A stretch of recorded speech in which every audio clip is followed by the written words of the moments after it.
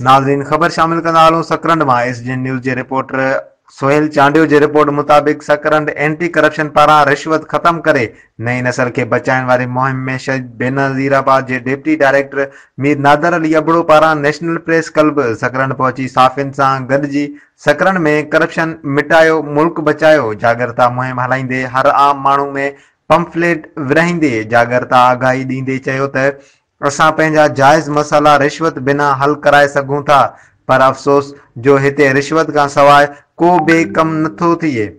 उन लाइ उन करप्शन जे लानत ख़िलाफ़ असांखे कदम खणणा पवंदा।